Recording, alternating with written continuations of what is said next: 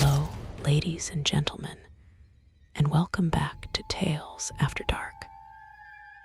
I am your host, and tonight we will journey together to a place whose very name instills a sense of dread.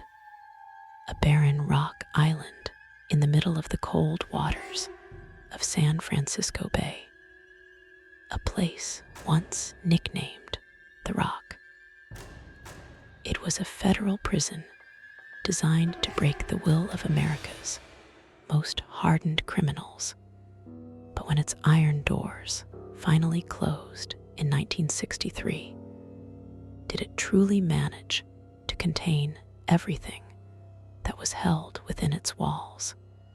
Tonight, I will tell you a story about Alcatraz. This is not the story of daring escapes or notorious gangsters that you often see in movies. Instead, it is a tale about what was left behind, lurking in the cold corridors and empty cells. This is a story about the souls of criminals who found themselves imprisoned for all eternity. Our tale revolves around a central character, a historian by the name of Julian Croft, who sought to uncover the truths hidden within the island's dark past. Julian was not your typical amateur ghost hunter. He was a respected scholar, a man who believed only in facts recorded in historical documents and tangible evidence. He came to Alcatraz not to search for spirits, but to write an in-depth book about the most rigorous prison system that had ever existed in the United States. He aimed to expose its brutality and capture the profound despair of the men who lived and ultimately died within its confines. He was driven to understand why Alcatraz had become such a terrifying legend. Julian had been granted a special permit, a rare privilege that allowed him to remain on the island long after the last tourist ferry had departed for the mainland. He was alone with just a few National Park rangers. Standing on the shore, he watched the twinkling lights of San Francisco fade into the distance, feeling a chilling sense of absolute isolation begin to envelop him. An eerie excitement coursed through him as he prepared for his first night on the infamous Rock. The first night, Julian recorded, his voice trembling slightly from the cold. This island possesses a life of its own. The wind howls through the iron bars like a sorrowful cry. The waves crash against the rocks below like a funeral drum. It's easy to understand why the native Miwok people believed this place was haunted by evil spirits long before it ever became a prison. He felt the weight of history pressing in on him from all sides, a palpable presence in the air. Julian began his work in the main cell house. He walked along the corridors that the inmates had given ironically grand names, such as Broadway and Michigan Avenue. He stepped into the cramped cells, each just 9 feet long and 5 feet wide, containing only a steel bed, a sink, and a toilet. He could almost physically feel the thousands of days and nights of utter hopelessness that had soaked into the very atmosphere of the place. A permanent stain on the cold concrete and steel. He was particularly drawn to D Block, also known as solitary confinement. This was the area reserved for the most defiant inmates, those who had committed the most serious rule violations. The cells here were ominously nicknamed the whole dark, cold rooms where prisoners were stripped of everything, including their clothing, and left alone in complete and utter darkness. It was a place designed not just for punishment, but for the complete breaking of the human spirit. Among these cells, one was more infamous than all the others. Cell 14D. Legend has it that back in the 1940s, a prisoner locked inside 14D screamed relentlessly through the night, claiming that something was in the cell with him. He cried out about a creature with glowing eyes that was tormenting him. The guards, accustomed to such outbursts, simply ignored his pleas, assuming it was just a desperate tactic to be released from the suffocating darkness of the solitary cell. The next morning, when the guards finally opened the cell door, the screaming had stopped. They found the prisoner dead on the cold floor, his face a mask of pure terror, his eyes wide with a horror they could not comprehend. There were strange, dark bruises on his neck that did not resemble human handprints. The official investigation later concluded that he had strangled himself, but no one could explain the peculiar marks. A chilling rumor began to circulate among the guards and inmates alike. The strangest part of the story was what allegedly happened during the morning head count. Both guards and prisoners independently reported that they counted one extra man in the lineup. It was as if the tormented spirit of the deceased inmate had joined their ranks.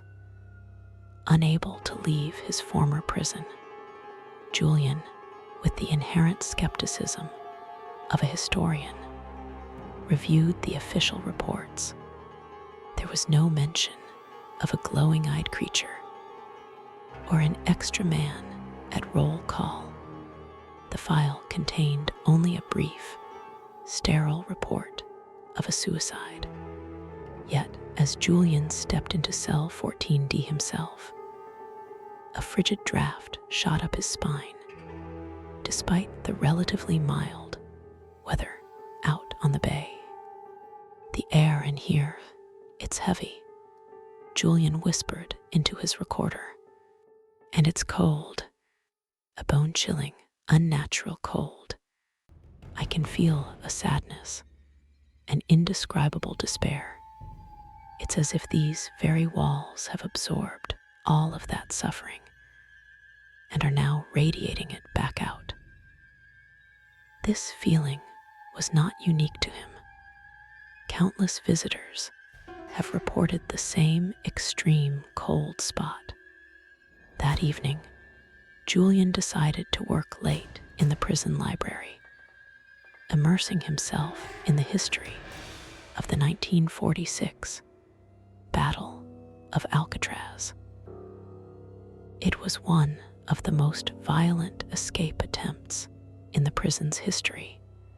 6 inmates, led by Bernard Coy, managed to overpower the guards and gain access to the armory.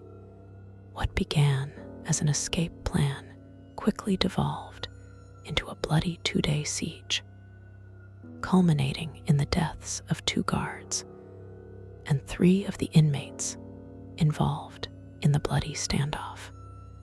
As Julian was reading about Joseph Kretzer, one of the ringleaders who had opened fire on the captured guards, he heard a sound. It was a faint, out-of-place noise, like the gentle plucking of a banjo string. He paused, straining his ears to listen. The sound was soft but distinct, echoing faintly through the silent, empty building. He initially dismissed it as his imagination, a trick of the wind playing through the old structure. But the sound persisted with a clear, melodic quality. Julian frowned, the sound immediately bringing a famous name to mind. He knew the stories of Al Capone, prisoner number 85, who had played the banjo in the prison band. Capone was sent to Alcatraz for tax evasion, and despite his fearsome reputation as a Chicago mob boss on the Rock, he was just another inmate. However, Capone had died a long time ago. Furthermore, he was never housed in this particular section of the prison, making the sound even more inexplicable and unsettling. The sound grew slightly louder, seemingly drifting from the direction of the shower room, a place where Capone was known to have practiced his banjo to escape the noise and chaos of the main cell house. Despite a growing sense of fear, Julian's curiosity as a researcher took over. He grabbed his flashlight, its powerful beam cutting through the oppressive darkness, and slowly made his way towards the echoing corridor, his heart beginning to beat a little faster with each step. "Is anyone there?" he called out, his voice echoing unnaturally in the profound silence of the abandoned prison. His only reply was the mournful sound of the wind whistling outside. But as he spoke, the distinct sound of the banjo abruptly stopped, plunging the corridor back into an even deeper, more unnerving silence. The sudden absence of the sound was somehow more frightening than the sound itself. Leaving Julian standing alone in the dark with only his thoughts, Julian pushed open the heavy door to the shower room. A cold, damp vapor met his face.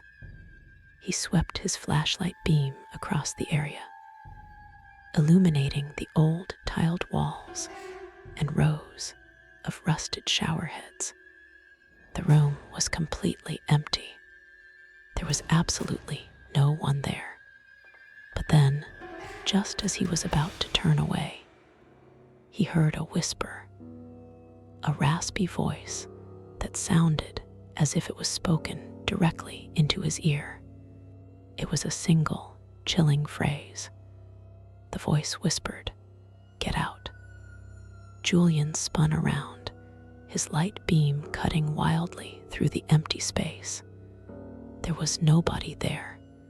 His heart hammered against his ribs. This was no trick of the mind. He had heard it as clearly as his own thoughts. Without a second thought, he rushed back to the library, hastily packed his equipment, and decided he would not spend another minute in the main cell house that night. He would try to sleep in the old guards' quarters, closer to the lighthouse. In the days that followed, the strange occurrences began to escalate, becoming more frequent and more pronounced.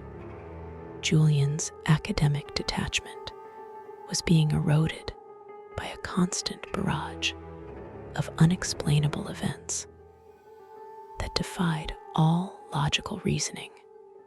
The island seemed to be waking up around him, revealing the deep-seated sorrow and rage that had been dormant for decades. Each new experience chipped away at his skepticism, replacing it with a primal fear he had never known before. While walking through C Block, the very place where the inmates from the Battle of Alcatraz had met their violent end. Julian often heard the disembodied sounds of shouting and angry whispers emanating from the empty cells. The park staff had told him similar stories, confirming that they frequently heard strange noises from that section at night. Whenever they went to investigate the source of the commotion, however, they were always met with nothing but profound silence and stillness. One afternoon, while sorting through historical documents in the old warden's office, he was overcome with the distinct feeling that someone was watching him. He turned around and saw the figure of a man in a gray suit and a fedora hat standing at the far end of the hallway. Julian blinked, and in that instant, the figure vanished completely. The room suddenly became ice cold, and the papers on his desk scattered across the floor as if a powerful gust of wind had swept through. Despite all the windows being sealed shut, Julian's scholarly skepticism was beginning to shatter. He was starting to believe that something was genuinely present here, something beyond the realm of normal explanation. He considered the possibility that the souls of those who had died in violence, despair, and madness had never truly left. They were still here, forever serving their sentences, trapped within the decaying walls of the prison, even long after their physical bodies had been removed from the island. He recalled a story that even the famously pragmatic Warden Johnston, a man who did not believe in ghosts, had admitted to hearing a woman crying near the dungeon area. Driven by this thought, Julian made his way to the lower levels. As he stood outside the dark, foreboding cells, he heard it too, a mournful, heartbreaking sobbing sound that seemed to come from inside the stone walls themselves. Then a blast of icy wind rushed past him, extinguishing his flashlight and plunging him into total darkness. Julian decided to explore the utility corridor, a narrow and dark passageway that runs behind the main cell blocks. This was the same route that the legendary escapees Frank Morris and the Anglin brothers had used during their famous 1962 escape. They had spent months patiently chipping away at the crumbling concrete walls of their cells with sharpened spoons and other improvised tools, creating an opening that led them into this forgotten space and eventually up to the prison roof. As Julian squeezed into the cramped, dusty corridor, he felt an immediate sense of suffocation. The air was thick and stagnant, heavy with the smell of rust and decay. He pointed his flashlight at the labyrinth of rusted pipes and thick cobwebs that covered everything. This place felt like the forgotten skeleton of the prison, a hidden artery that had witnessed one of history's most audacious escape plans.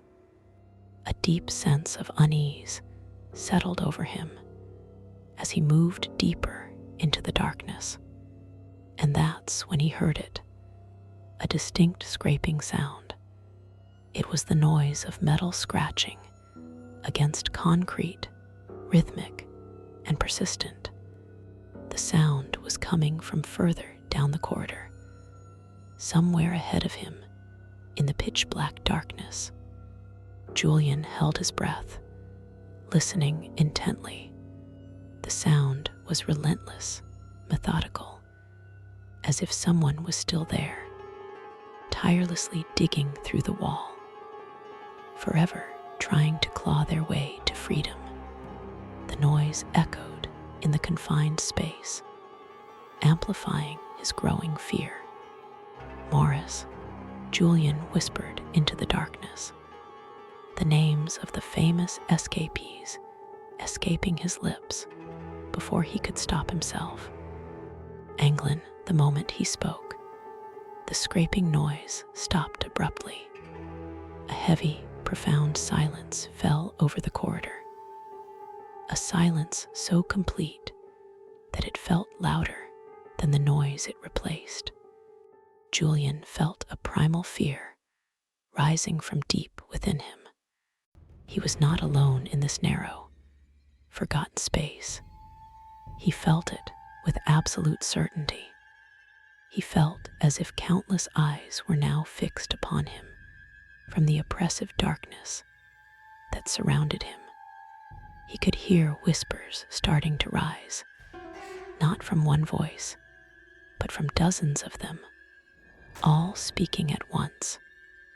It was a chaotic jumble of sounds, a cacophony of disembodied voices filled with anger, pain, and deep regret. The whispers swirled around him, incomprehensible yet filled with a palpable sense of menace and eternal suffering.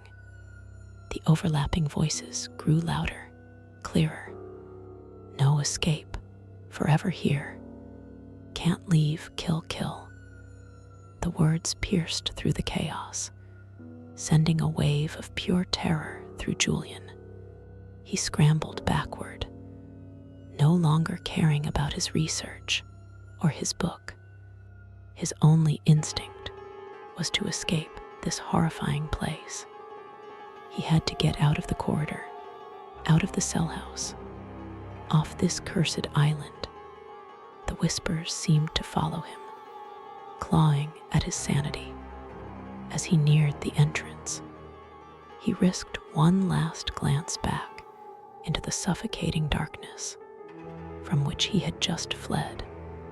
For a fleeting second, the beam of his flashlight cut across something standing at the far end of the corridor.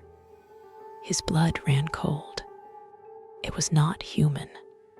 It was tall and unnaturally thin, with impossibly long, spindly arms that nearly reached the floor, and it had eyes, 2 points of light that glowed with a malevolent intensity in the dark. They were the same glowing eyes that the doomed prisoner in cell 14D had screamed about all those years ago. A guttural scream tore from Julian's own throat as he threw himself out of the utility corridor and ran. He sprinted blindly through the main cell house, the sound of his own frantic footsteps mixing with what sounded like invisible feet running behind him, chasing him from all directions. The air was filled with screams and shouts as he fled. He burst out into the main yard, the cold night air hitting his face like a physical blow. But he didn't stop. He ran toward the dock, toward the only boat that could take him away from the island and back to the safety of the mainland. He had to leave immediately. The horrors he had witnessed were too real, too threatening. His academic quest had turned into a desperate fight for survival against forces he could not comprehend. When Julian finally reached the dock, breathless and shaking, he saw one of the park rangers standing there, calmly smoking a cigarette. "Hey, buddy, what's wrong?" the ranger asked, noticing Julian's terrified expression. "We have to go. Now," Julian gasped, struggling to catch his breath. "This place, it's not safe. They're still here. All of them. I saw it." His words tumbled out in a panicked, incoherent rush. The ranger looked at Julian with a knowing, sympathetic expression. "You've seen them, haven't you? The ghosts of the rock. Don't worry, they can't hurt you. They're just trapped memories, echoes of the past." He tried to reassure the historian, but his words offered little comfort. "No," Julian shouted, his voice cracking with fear. "It wasn't a memory. I saw it, the creature with the glowing eyes." At the mention of glowing eyes, the ranger's calm demeanor instantly vanished. His face grew serious, and a flicker of genuine fear appeared in his own eyes. He looked up at the dark, imposing silhouette of the prison on the hill. He knew exactly what Julian was talking about, and it was a subject that even the most seasoned rangers on the island were reluctant to discuss. The historian had encountered something far older and more sinister than the ghost of any prisoner. "That thing," the ranger said, his voice now low and grave. "We call it the Warden. It's not the spirit of an inmate or a guard. It's something else entirely. It's been here for a very long time, long before the prison was ever built. Some say it's the spirit of the island itself. It's the true warden of Alcatraz, and its one job is to make sure that no one, living or dead, can ever truly escape."